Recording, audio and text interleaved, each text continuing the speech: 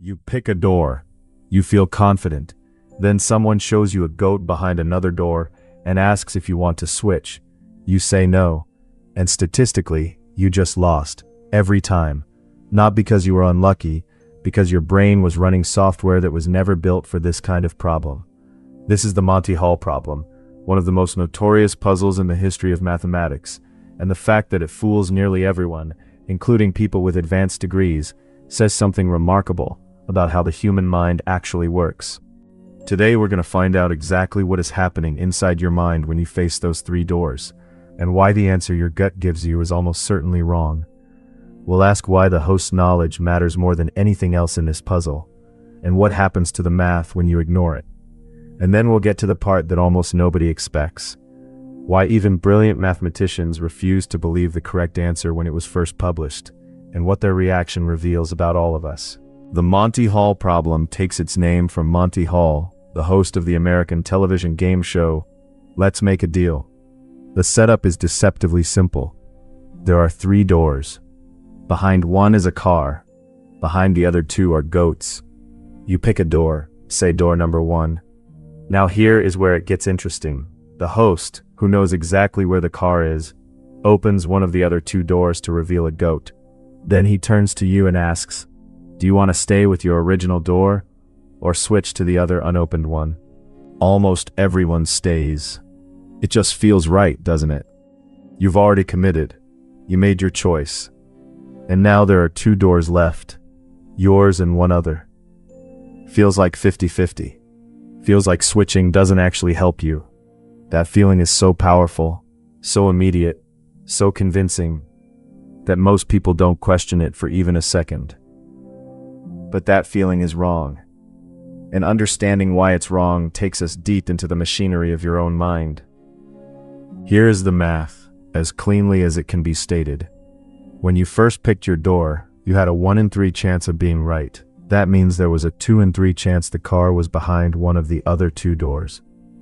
Now the host opens one of those other doors, and it always reveals a goat, because the host always knows where the car is. That 2 in 3 probability doesn't evaporate, it collapses entirely onto the one remaining door you didn't pick. So if you switch, your odds of winning are 2 in 3, and yet your brain refuses to accept this.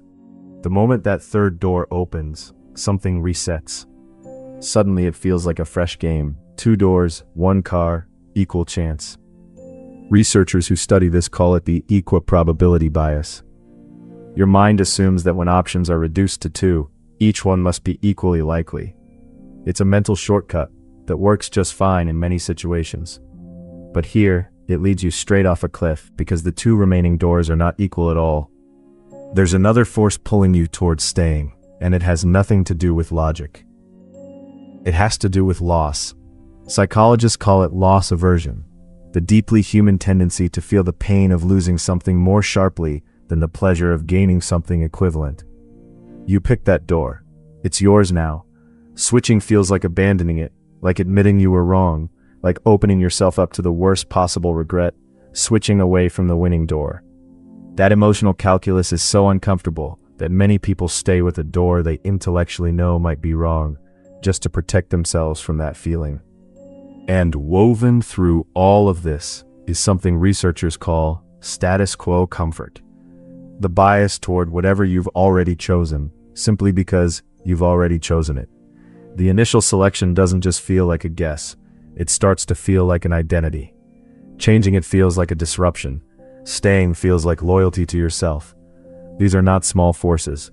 They are deep, consistent patterns that show up in how people make financial decisions, medical choices, political opinions, and apparently, game show guesses. Now, here is where the story takes a turn that makes the whole puzzle even more human.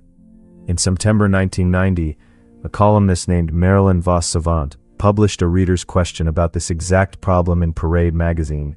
She gave the correct answer, always switch. You double your odds.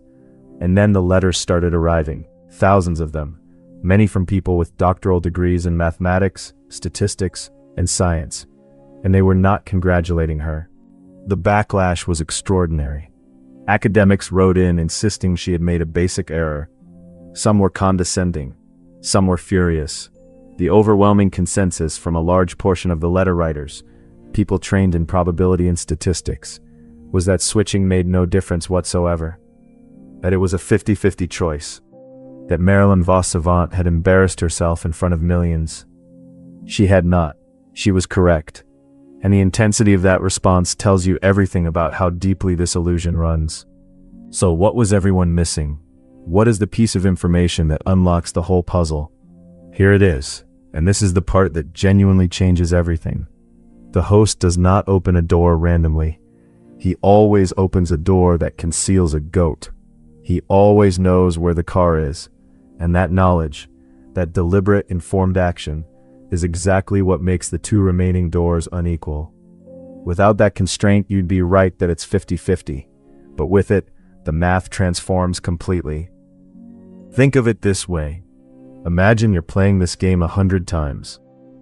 In roughly 33 of those games, your first pick is right.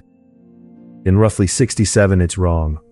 Every single time your first pick is wrong, the host is forced to open the only remaining goat door, which means the car is always behind the other door. So if you switch every time, you win about 67 times out of 100. If you stay every time, you win about 33. The math isn't close.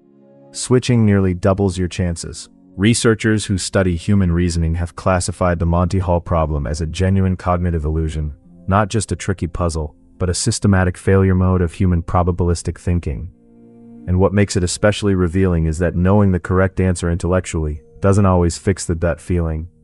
People can be told the answer, understand the logic, even work through the math themselves, and still feel on a visceral level that switching shouldn't matter. The brain's intuitive system and its analytical system are running in parallel. This is the really unsettling part. Your brain isn't broken. It isn't failing at reasoning in general. It's applying heuristics, mental shortcuts, that work beautifully in most everyday situations. When you see two options, assuming they're roughly equal is usually a reasonable starting point. When you've made a decision, sticking with it avoids impulsive flip-flopping. These are not bugs. In most contexts, they're features. But in the very specific, carefully constructed world of the Monty Hall problem, those same reliable shortcuts become traps. And there's a powerful way to see through those traps. Imagine the same game, but instead of 3 doors, there are 1,000. You pick one. The host then opens 998 of the remaining 999 doors, all goats, and leaves just one other door closed. Now do you switch? Of course you do. It would be almost irrational not to. Your original pick had a 1 in 1,000 chance of being right. The chance the car is behind that one remaining door the host deliberately left closed is overwhelming. Scale it back to 3 doors and the logic is identical. The Monty Hall problem has been tested on real people in controlled studies, and the results are remarkably consistent. The vast majority of participants, when faced with the scenario for the first time, choose to stay with their original door. Even when participants are walked through the reasoning, many remain emotionally resistant to switching. It's a rare case where a problem is simple enough to state in one sentence, provable enough to simulate on a computer, and still manages to outwit the intuitions of highly intelligent, educated adults. So, what do you do with this? Knowing about the Monty Hall problem won't stop your gut from feeling like the doors are 50-50. But it does give you something more valuable, a concrete example of how your brain confidently constructs a reality that doesn't match the actual math of the world. It's a reminder to pause before you trust that feeling of certainty, especially when the situation involves probability, risk, or choices between options that seem equivalent but might not be. The Monty Hall problem is ultimately a story about information, about how a single deliberate action by someone who knows more than you do can completely change the landscape of a decision, even when it doesn't look like it has. The host's choice isn't random noise, it is a signal, and most of us, most of the time, walk right past that signal without ever hearing it. That's not a character flaw, it's just the human brain doing what it was shaped to do, in a world that occasionally hands it problems it was never designed for. Here's what I keep coming back to. If the Monty Hall problem, a puzzle you can explain in 30 seconds, can fool mathematicians, academics, and thousands of confident, intelligent readers, What other signals are you walking past right now? What other doors are you staying with, not because the math supports it, but because switching feels uncomfortable? That question is worth sitting with for a while. If you'd like more of these deep dives into the strange, counterintuitive workings of the human mind, stick around.